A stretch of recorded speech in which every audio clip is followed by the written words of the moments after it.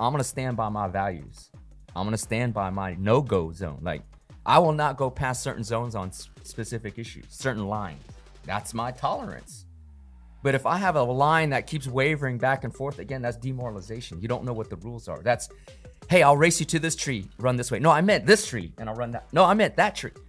Are you going to race me the next time? No. You're like, I'm never going to win. And as with business, the more successful you are, the more issues get complicated. So you want to solicit as many opinions as you can. Or I don't want to say opinions, perspectives as you can.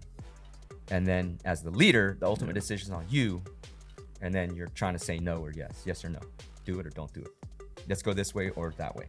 But wouldn't it be crazy if you had the power to make countries go to war? Wouldn't it be crazy that you can make even more money off countries going to war? No. And wouldn't it be crazy to sit back and just enjoy the destruction? And wouldn't it be crazy if you could politically gain more power by countries going to war? Yeah, I understand the last part. Political power. Is it implausible? Yeah. Right? You have everything at your disposal, man. Yeah. And I'm not talking about the level of presidents and all. I'm talking about there's a layer above that level of control and power over the global events of the planet.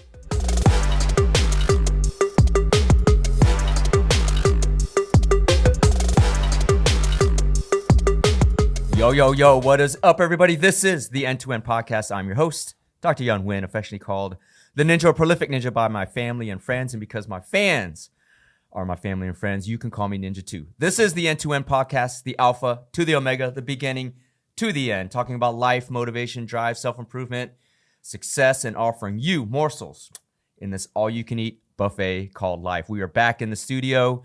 Before I start the show, if you're new to the show, I always start my show as I start my day. When I wake up, I thank God, the universe, for another day to be alive, to make an impact, be inspirational, and help others. So with that, I want to thank you, all my fans, for liking, commenting, sharing, following, all the above, this podcast and all of our socials. I want to thank you so much. We are growing at a great clip. It seems we are accelerating in our growth even further. So the curve is going from slightly upward to that inflection point where we catch fire. Man, I'm so excited for the rest of this year and for the years to come. We just passed, our 100th episode not too long ago. Been doing this for 2 years straight, consistently, persistently, week by week by week. And we can only grow the show when you share it. So thank you all out there. If you're new to the show, or if you already know, I do this on my own dime, on my own time. I spend my own money out of pocket. No advertisers, no sponsors. There's a whole team here. They spend their time editing, cropping, making content for you all. So the only way we grow the show to accomplish our mission, which is to inspire billions of lives across the planet to live to their fullest potential, is if you share the show. So as I say, if you're knowledge swole, share the show. That is how we grow. We are in this together in partnership. So as much as you all share the show, as much as the message gets out, and we're inspiring billions of people across the planet. So thank you so much from around the world for liking, commenting, sharing, and so forth. Excited to be back. We have various formats of the show. Typically, it's me giving a monologue about some type of success principle or whatever. And that's, 15, 20 minutes and so forth. Sometimes we have a guest on, and those shows last longer, maybe an hour or so. And then we have what I call our point of view shows, which is Prolific QnA and Prolific Point of View. Both of those are where a co-host asks me a question or shares a current event, and I give my thoughts on that, and we talk about it and discuss it. So this is one of those episodes. I'm joined here by my guy, my producer, the guy that's been with me for the last 2.5 years, Arib Mirza. What's going on, man? How's it going, man? Good. Yeah. Today's one of those episodes where we're going to do Prolific POV. There's a lot going on in the world. So we felt it was a good time to talk about some of these things that might concern all of us or might concern just you. So who knows? But how you been, man? It's been a while. Pretty good, man. Just want to start off with saying that I can hear your watch from all the way. My what? Your watch. Oh, my watch finding. That's pretty cool. We sometimes you how should I say this? We you celebrate success and failures by by getting over them quickly. Yeah. And so, this particular watch has a special meaning to me. It was a fulfilled, actualized dream that I've had since a while ago. I'm not going to get into it too much, but if you want to zoom in, there you go. It's one of those things. I'm a watch guy and a car guy and a money guy. I mean, I like it all. Yeah. So, but we took a hit in the trial, but we've had a fantastic 2024 so far. So we take the pluses and the minuses, and we, lick our wounds, learn our lessons, and move on. So, as I want to share this quote so bad that is bad, but also good. No, I'm not going to do it, man. I'm not going to do it. If you want to know what I'm thinking about how you get over an expression that I've had in my mind that my brother actually taught me how to get over a breakup, DM me and I'll share the quote with you. And it's a good way to look at how you get past a setback and bounce back and get in momentum and rhythm. But man, so the audience has heard, real quick before we start, is the audience has heard my views on getting over 100 episodes. What have you seen from your side? Like, what's your vibe? I mean, have you recorded 100 episodes with anyone else before or anything like that? No, not 100. Okay. Not 100. Yeah. And how's that experience been? It's always been like the medium has been 70 to 50. Not because because you're continuing 100 episodes with the same show. They usually like go off on other ventures. Oh, I see. Like 50 episodes, like, oh, let's try this. They won't stick to one thing, even though like it's slowly picking up. They're like, no, let's try this thing. So they haven't, like, nobody reaches that milestone very quickly, or like this easily. Wow. As you did, yeah. And so there's a lesson there, right? So sometimes you think things are not working, and that's when you want to change and pivot into something else, but you just haven't given it enough time to grow and catch. So it's that consistency and belief and faith that what you're doing is the right thing. And so part of that, I think, is a lot of these shows obviously are produced thinking of what the audience wants. And so you're always moving. It's a moving target versus just being authentic, putting out content, and then whoever's going to like it, it's going to like it. Exactly. Right? There's a different perspective there. But I'm glad to hear that, man. So cheers to us then, both of us hitting 100 episodes. Well, let's get into it, man. This is Prolific POV, point of view. It's a current events kind of situation where, Arib is going to throw up something about that's recently happening in the world, and we'll talk about it. Let's see what's going on. Usually it's a couple topics. Let's do it. So this one, I wanted to kind of kill two birds with one stone. Because I wanted to talk about, have you heard about the 99-cent store closing down? Like nationwide? I have not. All the 99 cents are closing down. Oh, wow. Okay. Yeah. So just wanted to kind of talk about shoplifting and also the California bill, which kind of aims to prevent retail theft, because their bill goes something like, and you guys can fact check this, don't quote me on this, is like $9.50 and above does not count as like you won't get arrested for it. Okay. It's not like a felony or something. Okay, it's like a misdemeanor, or you don't, it's not, okay. Let me just give some of this. So people are just walking out with stuff. Yeah. And there's nothing, like, retailers can't do anything about it. Like, the people who are working, like, they're told not to do anything about it, because if they get injured, like, it's on the employer, because they told the workers to protect themselves against it. Yeah, listen, man, like, California's different beast. That's why I live in Texas. Look at that. This is all, I think, a coordinated, done by design thing. People live their life, and let me put it this way, from perspective. My family immigrated from a communist country, Vietnam, after the war. We were from the South, so we were advocating for, a democratic society, democratic Vietnam. But the communists won, and it is what it is. But coming from that view, you see how that type of agenda gets implemented. Yeah. And so, in a large sense, it starts with demoralization. Okay? You have to demoralize people to question their value system and give up the fight. Right? You're up against America, which, theoretically stands for freedom Yeah, as its core value. You're free to do what you want as long as you're not hurting anyone else, exactly. right? That's what America was built on. And your success is in your own hands, individual liberties, right? That is a very strong value ingrained if you know, if you're 2 or 3 generations in, it's ingrained. And so the only way to knock that down and have communism take over is demoralizing or breaking down that strength and that system. Look at this real And quick. so hold on. Yeah. And so California, I think, is a test bed on what laws can be passed that people will tolerate in order to demoralize that value, the values of America and what America stands for. Yeah. Right? So if you have rampant crime and you can't do anything about it, that's pretty demoralizing. Yeah. Because why? You're always on a eggshell, pins and needles, emotional state. You're vibrating at a man. Well, can I protect myself or can't I protect myself? Can I do what's right and stop this theft? Or if I try to stop it, now I'm liable. And so when you question what you're able, what you can, if you don't know what the rules are, then you're ultimately demoralized because you don't know how to behave and act. And so once that's taken down, then people think that communism comes in like a light switch. We turn on the lights and all of a sudden, oh, communism is here. No, it's a slow creep.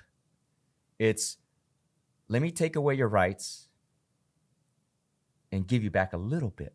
Yeah. And let me take away some more, but give you back a little bit more. So you're slowly getting inched back in what individual liberties you have until all of a sudden you have none left. Exactly. And that's exactly how I feel. And if you're, that's why you see people from like Cuba, Venezuela, all these immigrant older people who have experienced communism. My parents, like, you know, people who have escaped communism, why they are so upset about what's going on in America now, because they've escaped and they're seeing exactly what has already happened in their home country happen again. Exactly. Right. And so it is a slow creep that I think, you know, in California, for example, is where it's a test bed for what demoralization can happen. And so, I mean, I forget what the question is. What is the question? The question was all these 99-cent store closing. And well, it's not really a question. I'm just trying to get your thoughts on this situation because it's pretty crazy to me how people, like this is especially Dollar General and 99-cent stores, like the cheaper ones. Yeah. So it's pretty crazy to me how they can just walk in and they know there's no consequences. Nobody's going to stop them and they can just take it out. Like the video I was about to show you, for example. Hold it, let it come. Like they literally chained all the freezer sections. So you literally have to press a button.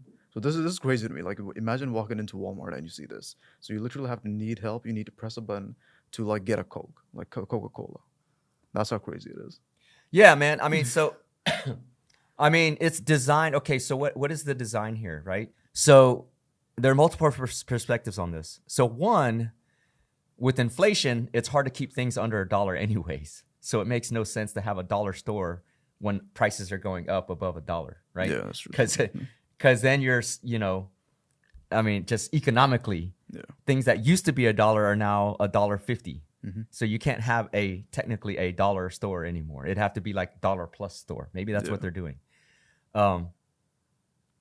Secondly, though, is again, it's the demoralization, right? If it's not a crime to steal anything above $9, well, arguably you can take anything you want out of the dollar store, right? Yeah, and it's $9.50 in this case. Right, exactly.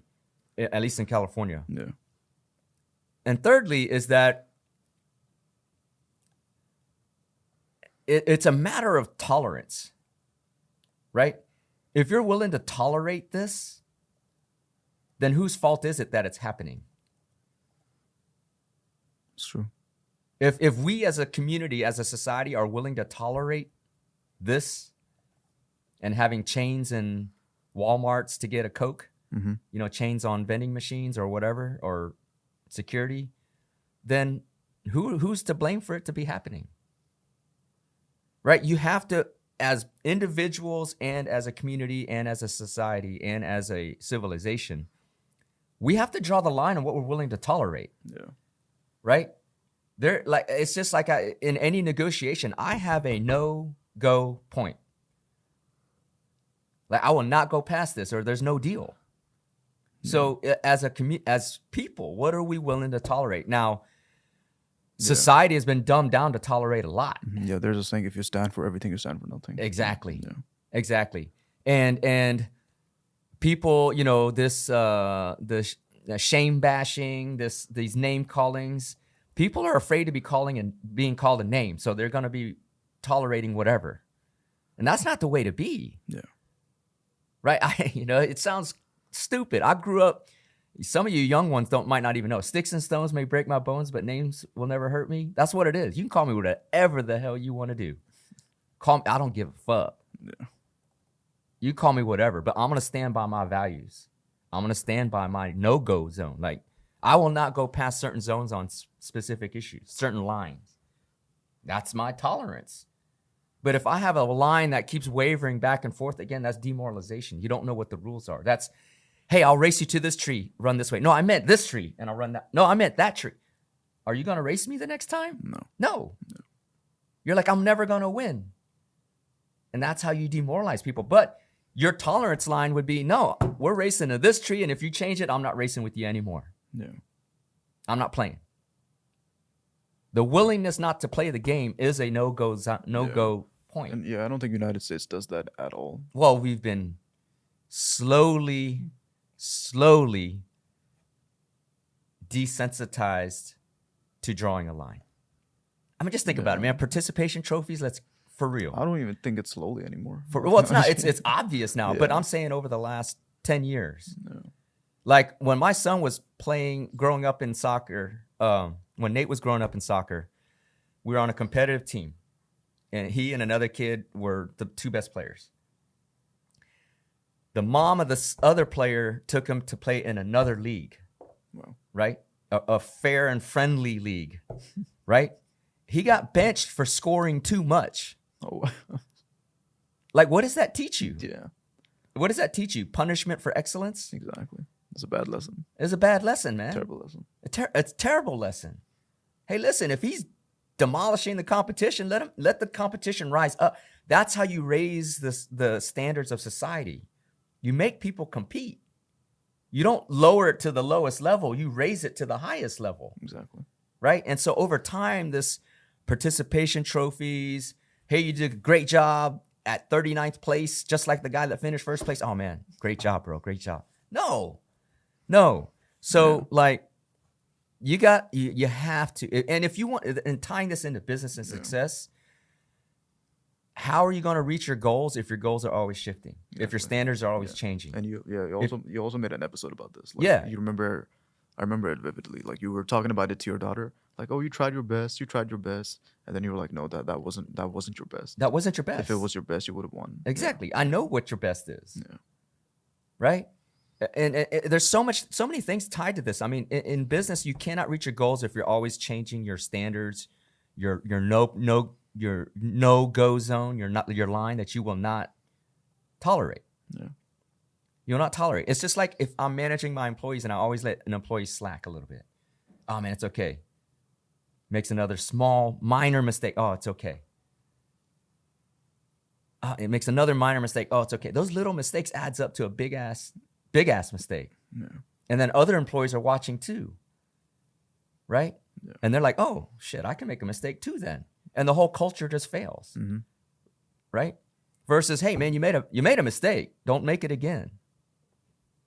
Exactly. Right? So a skill you have to be successful is drawing that line. You got to draw the line.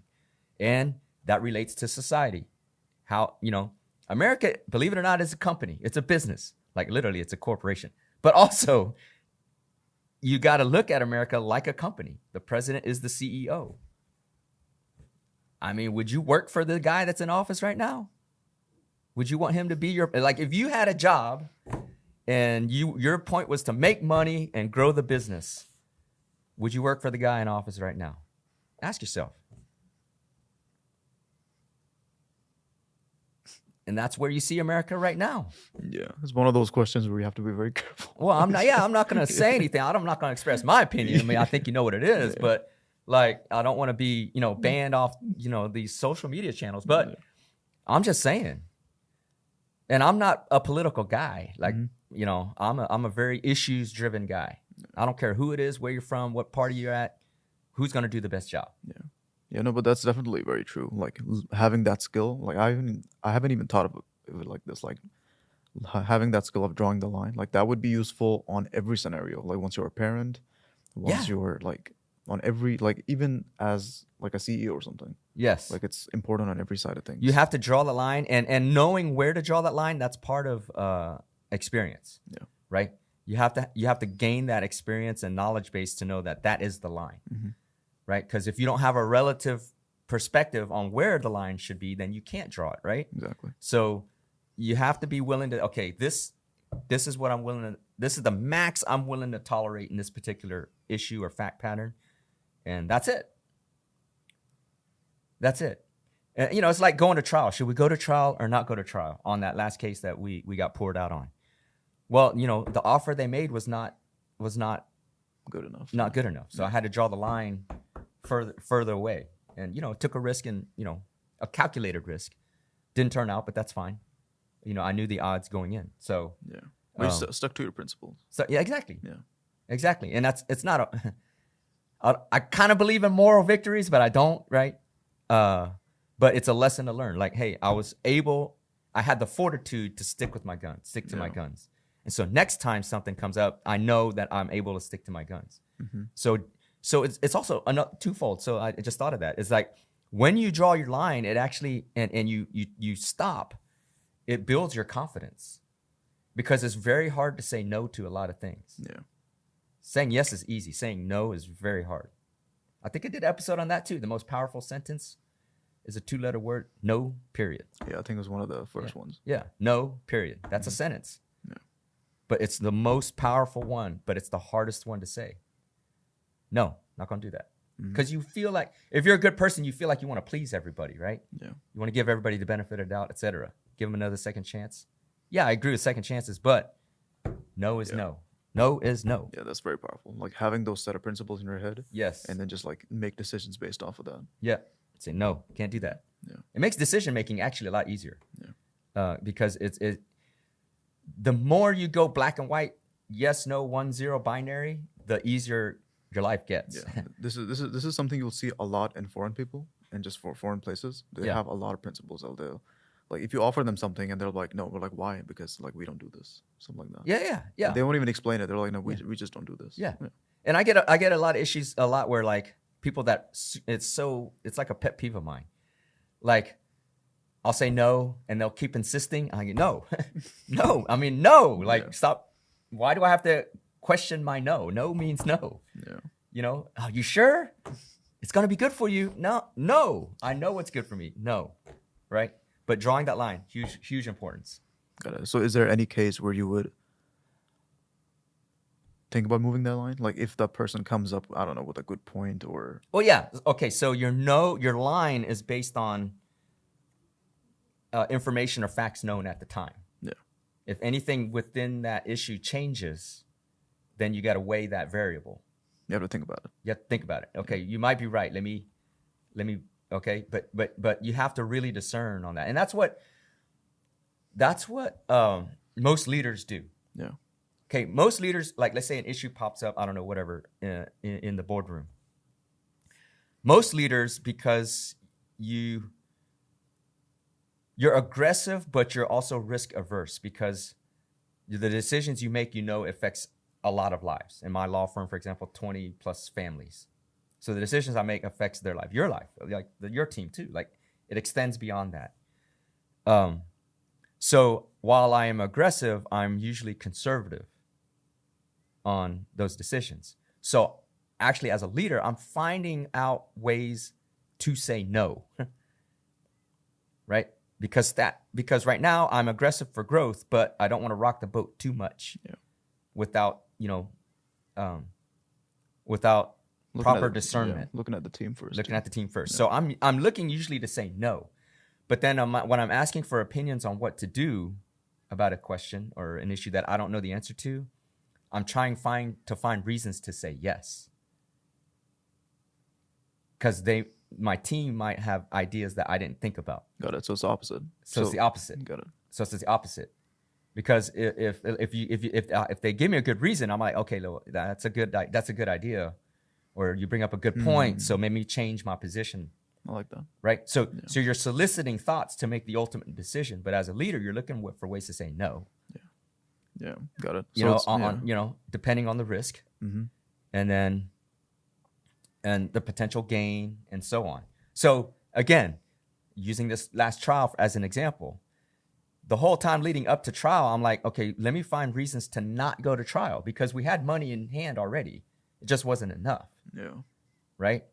But then looking at it and looking at all the facts, what we felt the case value was worth, it was worth risking what little we had in hand at a potential to go hit a home run. Yeah. Was it like a team decision? It was a team decision with the clients too. Yeah.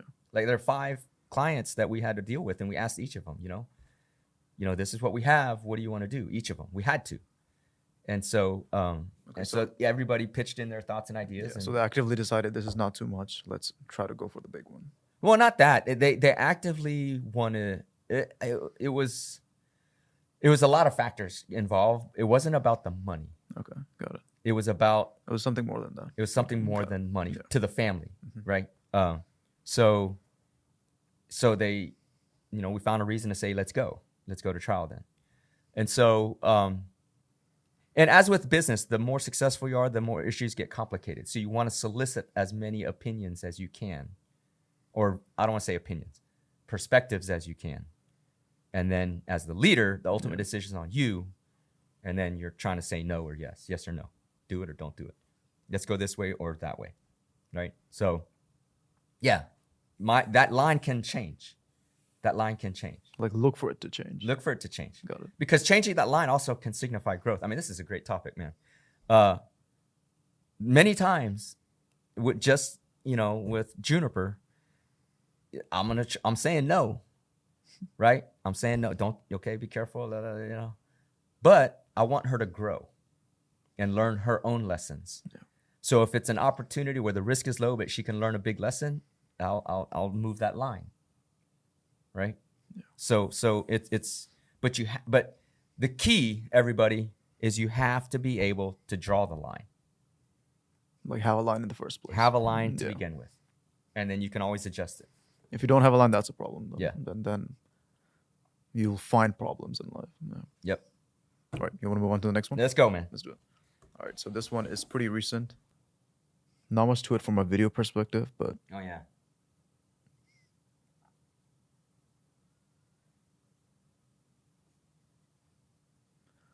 So these are just missiles or rockets flying towards. Yeah. So that's like the Middle East. For those not on YouTube, it's the recent attack on Israel from Iran. Yeah. Man, I thought we weren't going to get political, dude. I mean, this is something pretty big, I would say, because another country is getting involved. The bombing of Gaza. Yeah. Okay. All right. Like familiar with that. What's the question? Like, have we started? Like, is World War III already in play? Because technically 4 countries are involved now. Man, no, 5 countries like Russia, Ukraine, they're in war. Israel, Palestine, they're at war. Iran's involved. U.S. involved. Like 6 countries now. Yeah. How do I say this without? There. You have to understand, audience, that there are powers that be that control a lot. Yeah. Whether by influence of money or just power. Like, I'll put it this way. Money is, if you are a person that money is never an issue, you've got trillions of dollars at your disposal.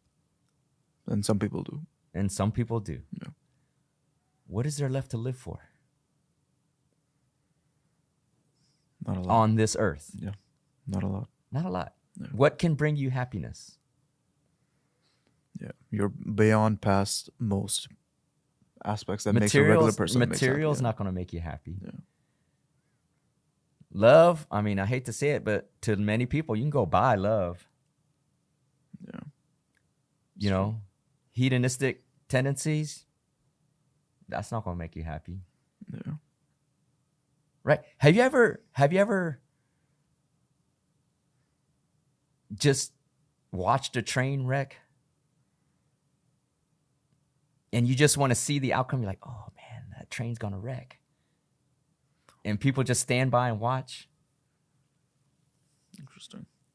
I think at certain levels as humans, people get joy out of destruction. When there's nothing that brings you pleasure because you have everything you can possibly want.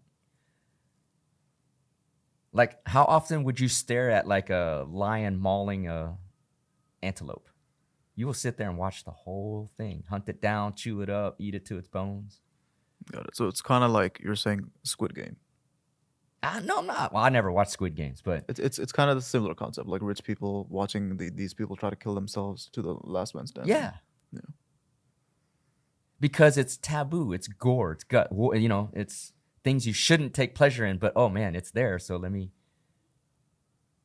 right? So I'll just, that's like a very metaphysical level to this. Mm-hmm. But wouldn't it be crazy if you had the power to make countries go to war? Wouldn't it be crazy that you can make even more money off countries going to war? No. And wouldn't it be crazy to sit back and just enjoy the destruction? And wouldn't it be crazy if you could politically gain more power by countries going to war? Yeah, I understand the last part. The political power. Is it implausible? Yeah. Right? You have everything at your disposal, man. Yeah. And I'm not talking about the level of presidents and all. I'm talking about there's a layer above that level of control and power over the global events of the planet. Mm-hmm. Yeah, but keep in mind, like, president doesn't even make that much. It doesn't even have the power. Yeah, no, I'm just putting it from like a money perspective. Yeah, If that's, they make if what, that's $500,000 a year, whatever it is? 300, I think. 300, 400,000 a year? I don't know, man. But it's not about the money of the president or the power of the president. There's like a level above that. Yeah. So like, what do they care about you and me, man? Mm. What if they do start which I think this might be the start of World War III, but coordinated. And in fact, I think every World War was coordinated. I mean, and there's big elections coming. Big elections coming. Big elections coming. Not in just the United States. Like there's major around. Yeah. The BRICS are, trying to listen.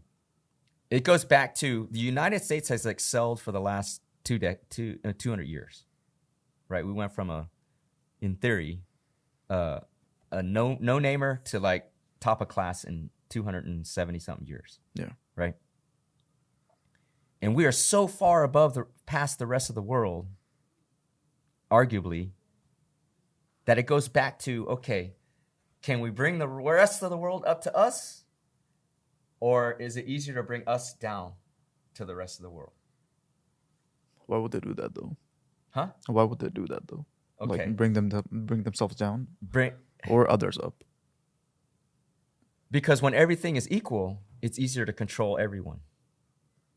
Shouldn't it be from higher? What do you mean? Shouldn't it be easier to control from a higher point? No.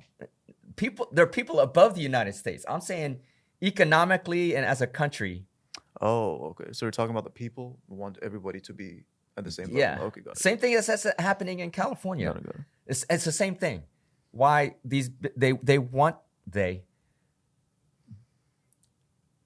businesses are being forced to shut down. Why?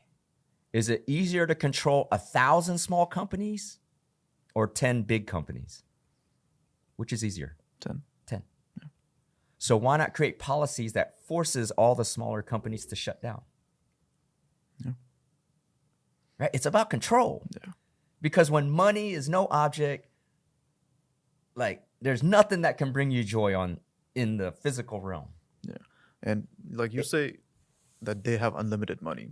I would argue that they control money, so it's not even unlimited. So they can just print it out of thin air. So they have control over money. So they have control Yeah, over it's that control. power. It's unlimited. If they're Yeah. printing out of thin air, it's control. It's unlimited money. Yeah, they can Like just get it on demand. unlimited money. I mean, how many $5 million Bugattis are you gonna buy? Yeah, It doesn't even make it. yeah. Like this watch that I have was bought by a prince that he never wore and just, I don't want it anymore.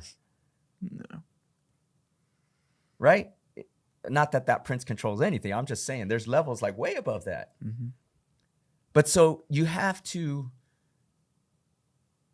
on a whole nother level, you have to normalize and equalize everything to exert more control over it. And it's easier to bring the US down than to raise all the countries up, in my opinion. Yeah. So how do you do that? Well, you have a political regime. Yeah. I'm not saying which party or whatever, a political regime that disperses the US resources around the globe, that softens the natural resources we have, lowers the natural resources we have, right? Mm-hmm. Gets us into multiple fronts of situations where you have to exert military resources. You have, while everything is dispersed, you open the back door and let everybody else in, Mm-hmm. right? Yeah. And then all of a sudden, you have this spark where Iran, who was given $10 billion recently, who 12 years ago, a plane landed and just dropped off $2 billion worth of cash, $10 billion worth of U.S. military equipment left in Afghanistan. I don't know why. I don't know why. And then all of a sudden, we have this. Yeah. You tell me, the dots are always there. You just got to connect them.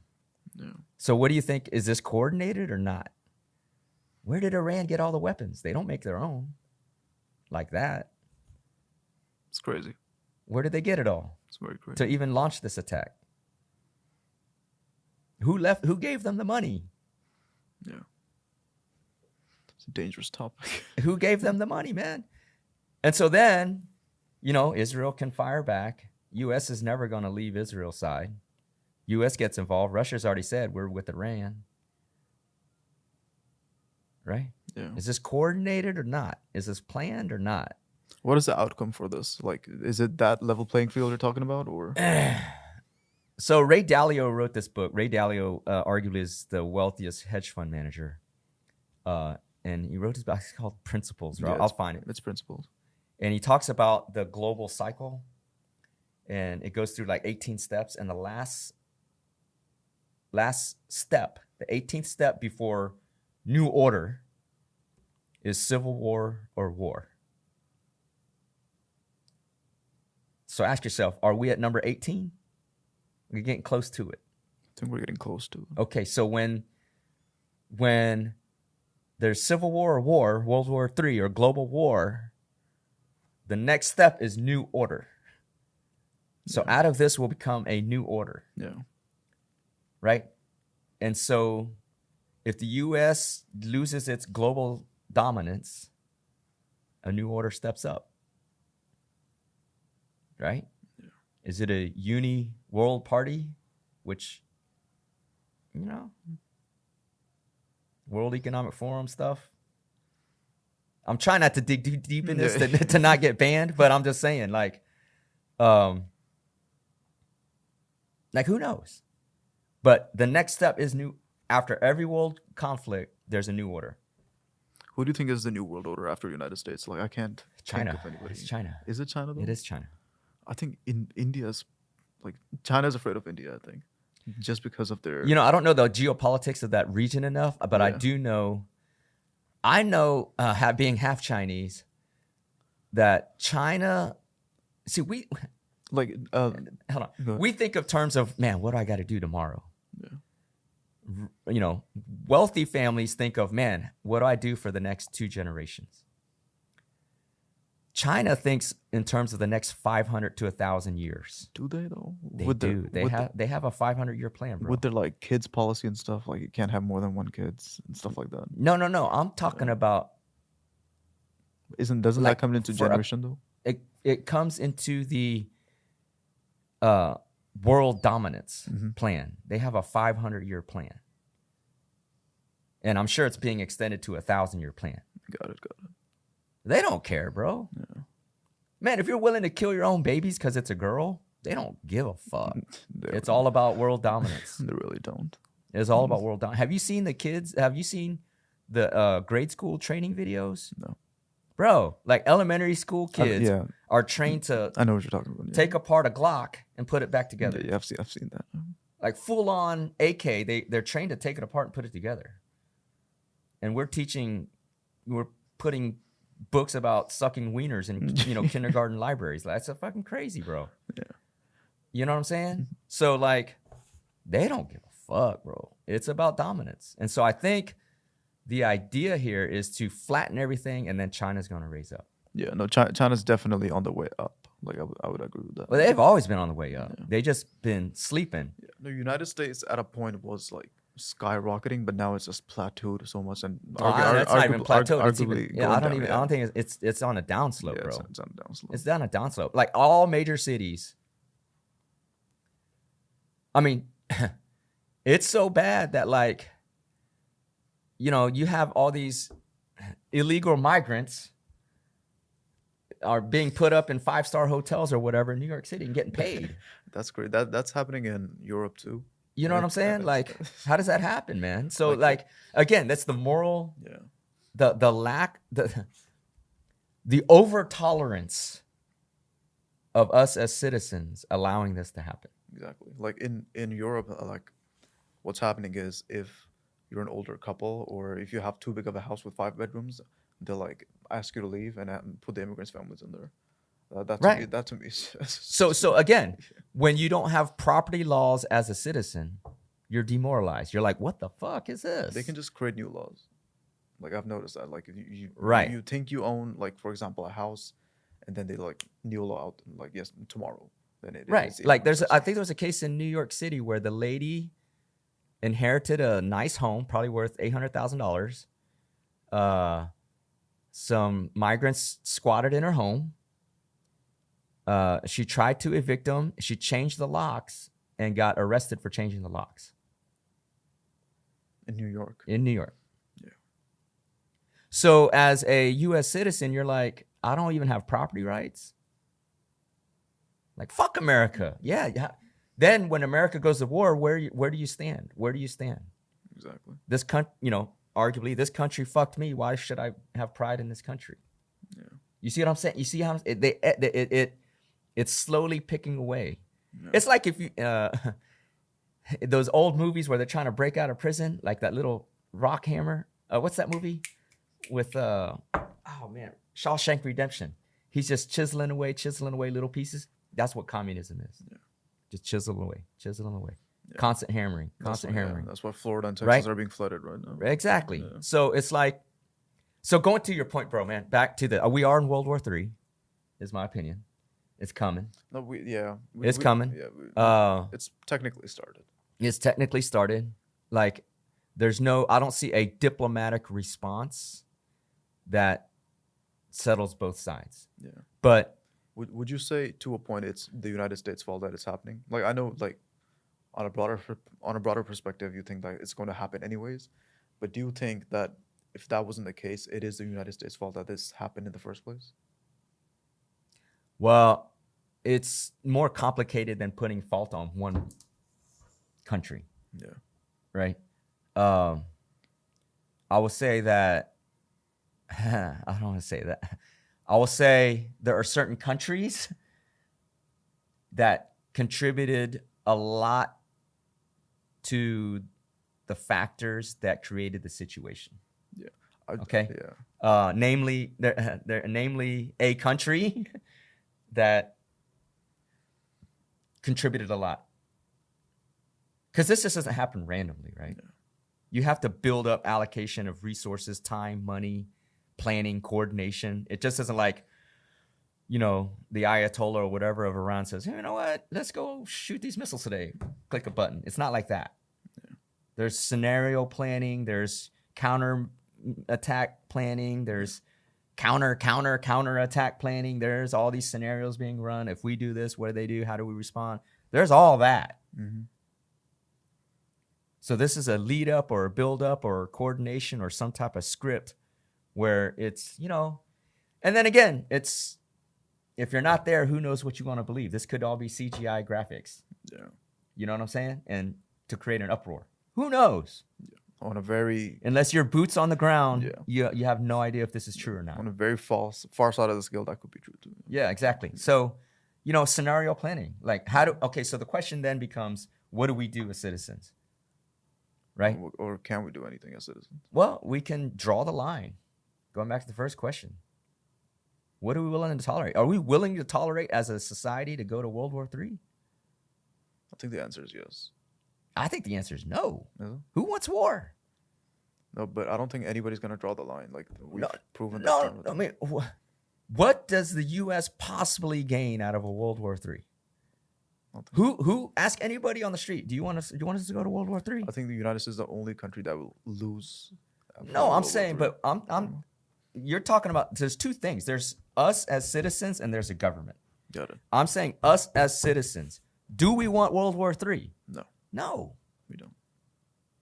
So why are we willing to tolerate World War III? Yeah. Ask anybody. Ask yourself, do you want to go to World War III?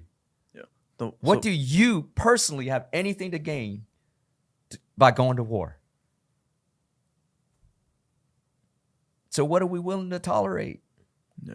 No, what is the purpose of this war anyways? Yeah. What is the purpose of this war? Exactly. To maintain a foothold in the Middle East? We don't need that. That's what I'm saying though. So just to go a little deep, like nobody wants war. Of course, that's obvious. No one's gonna say like, yeah, let's go to war. But I'm just saying, like, even with coming back to what you said about the control and what they're controlling, they're showing us what they want to show. If we don't have the right information, if people don't have the right information, they're not doing their own research. Even if they disagree with it, they'll automatically support the decision to go to war, so like subconsciously. Does that make sense? No. You don't think so? No. Yeah, no, man. I agree to disagree with you.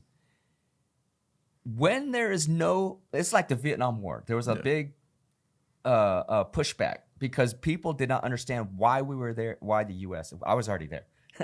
Why the U.S. was in Vietnam to begin with. Yeah.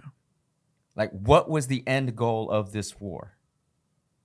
Of the Vietnam War? We don't know. But yet people are getting drafted to go die in basically a causeless war. Yeah. From the Americans' perspective. Same thing in the Middle East. What is the purpose? Yeah. You don't have a child, but imagine you had a 18-year-old son. And he gets conscripted or drafted to go fight in World War III. Aren't you going to say, why are you going to fight? Yeah. What is this war supposed to accomplish for the United States? What does it accomplish? Mm-hmm. I have yet to find somebody say, well, if we go to war and we win, we da-da-da. Nah. What does it accomplish? Yeah, 100%. Yeah. So my point was, like, we're not supporting war here. I'm just saying that people are going to make the wrong decision anyways because they're not doing their research. Does that make sense? Nah, man. No. When it comes to choosing the leadership, for example.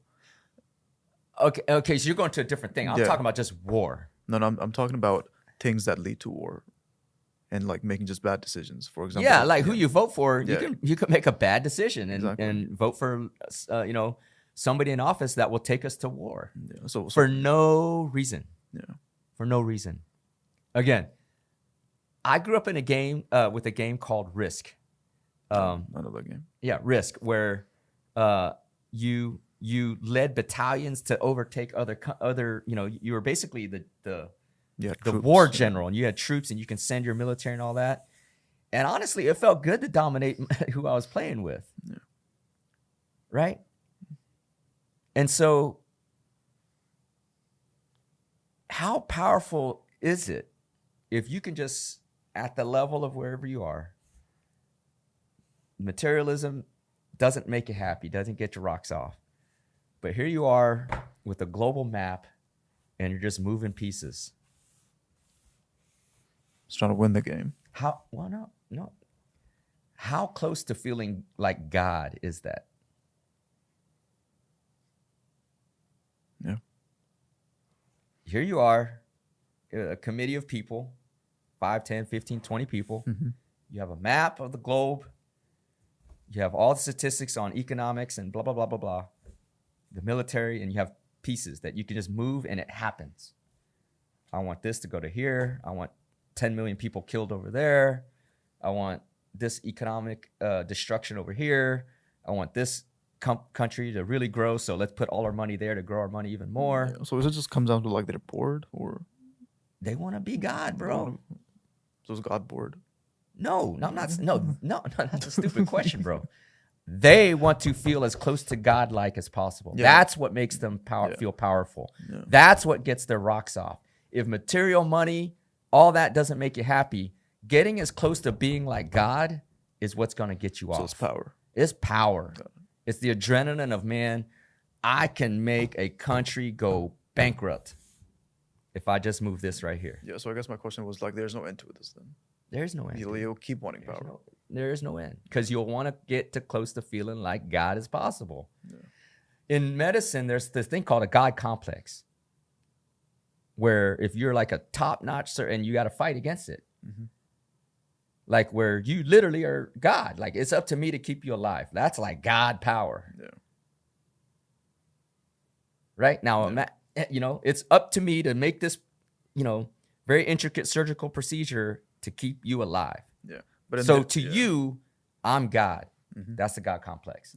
So here, money ain't making you happy because you got gobs of it. Yeah. So that's where my question arose. So if it's about happy, that It ain't means- about happy, bro. No, It- that's what I'm saying. Like if money can't make you happy, and they're doing this because they're like there's nothing to fulfill them for, and they're That's- seeking that power. yes. So is it because they're like they have nothing less to do and they're just chasing power?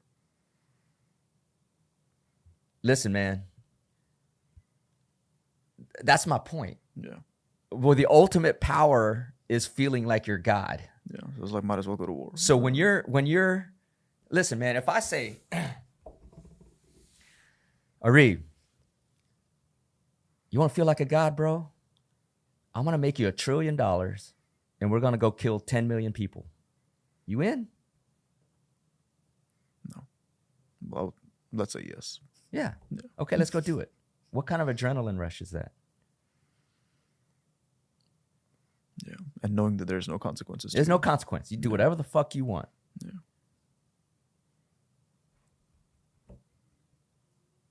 Right? Power corrupts. Power. It's power, bro. It's power. That's what I personally think. That's our own personal opinion. I have no basis in fact. Yeah. So, whatever hate comments you got, whatever. There shouldn't be any hate comments. It's just a perspective. It's a perspective. I think that's what it is, bro. Because when I just keep thinking about it. Why all this political turmoil? I know there's politics and there's war and all this stuff, but like, yeah, because what allows this?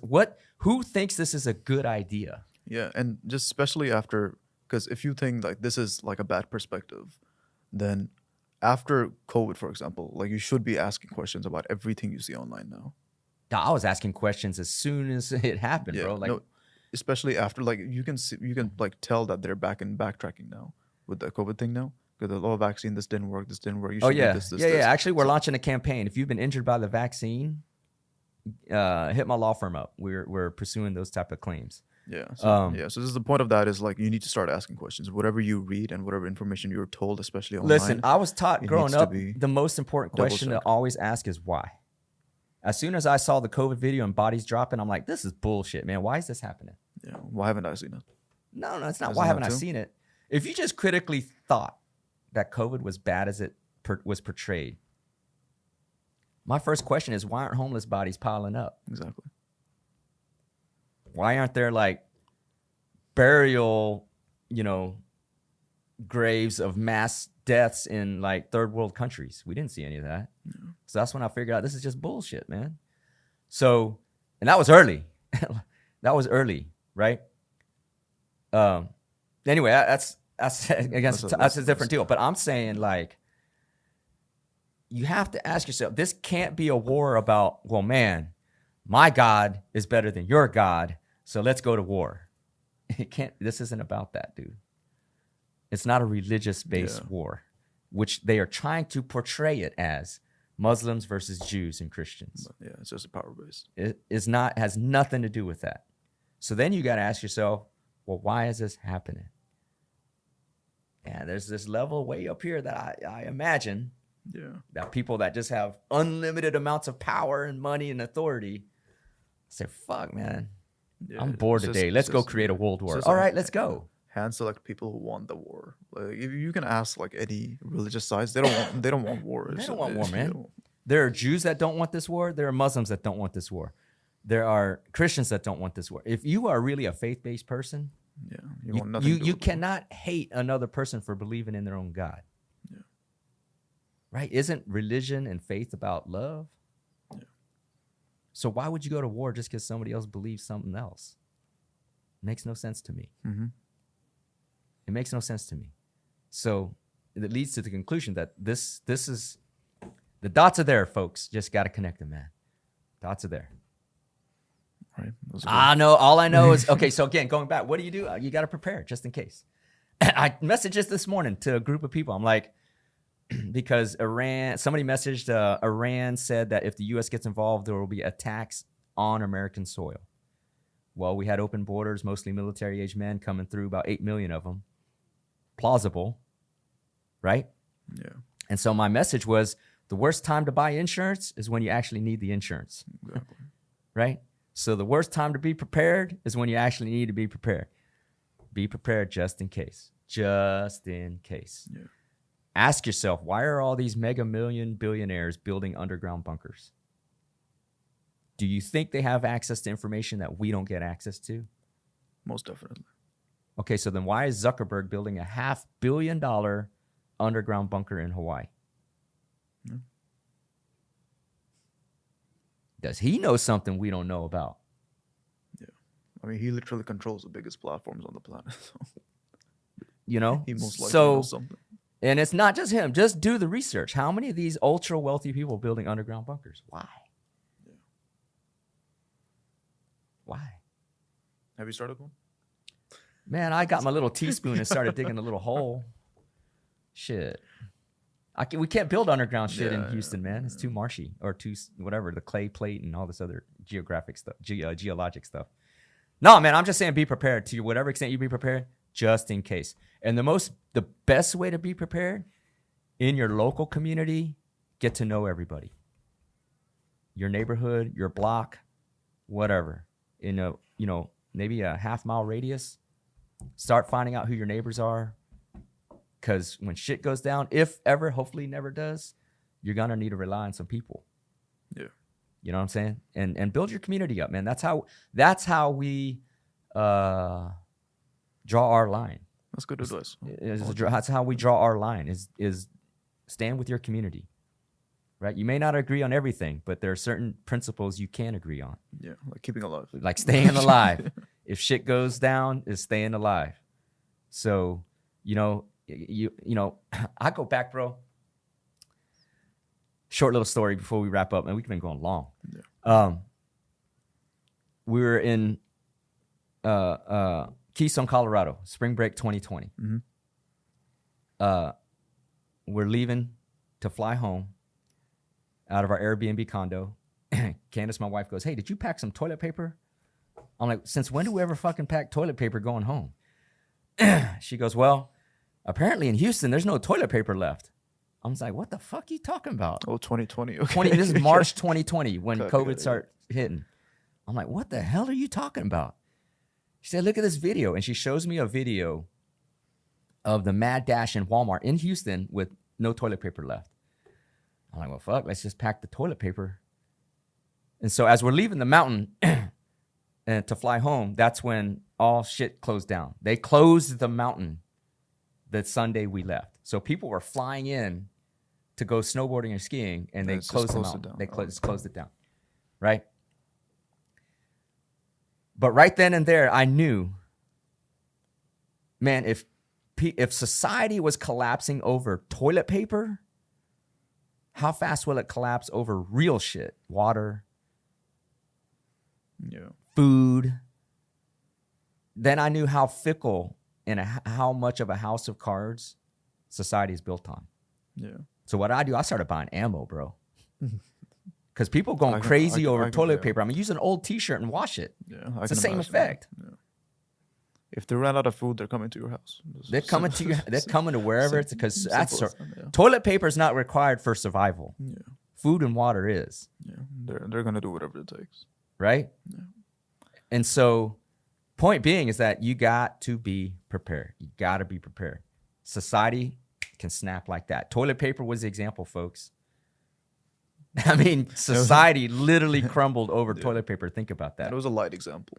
No, it's a stark example of how. No. Like I'm talking about the product. Like it's a light example. Like imagine if it was. Bro, water you or can food use you're an talking old about. T-shirt, Yeah. cotton or wool, and wash that shit. But people going crazy, fighting, Yeah. pulling guns out for toilet paper. I mean, you have a shower in the room. I mean, so my point is that, look, dude, in a serious note, like, that's how fickle society is, man. So it doesn't take a lot to spark that ignition to have society crumble like that. So anyway, man, I didn't think we were gonna get this deep, bro. So just the point of view, POV, I don't know these issues ahead of time. Ari brings them up real time, so I didn't know we're gonna get this deep into it. It's pretty long, drawn out explanations and topics, but I think it was really good, man. What you think? It was a good conversation. Yeah, okay, I really good. liked it. We're gonna stop at 2. I end the episode as I end my days. If you're new to the show or if you've been listening, you know that when I put my head down at the end of the day, before I close my eyes and saw off to sleep, I thank God. I thank the universe again for another day to have made an impact. Hopefully have inspired at least just one person or made a contribution to the world, made a better, positive place. So with that, I want to thank you all for listening to this episode. Man, I hope we don't get banned. But thank you for listening. As I say, if you're knowledgeable, share the show. That is how we grow. I want to thank Arib. You can find Arib on Instagram at Arib Mirza. letter I, Arib, A-R-E-E-B, Mirza. Mirza. M-I-R-Z-A. And also his business at Focus.vid. FOKUS.vid. There's a lot of tips on how to grow social media, how to do photography, videography, how to expand your audience, how to acquire new clients. So give him a follow, give him a like, share his information too, share his material too. But I want to thank you all for listening in. We're growing, man. Thank you all for helping to spread the word, spread the news. Share the show if you found some value, if you found some tidbits that's going to help people deal with the current events. Please do share the show, and I look forward to bringing you another episode very, very soon.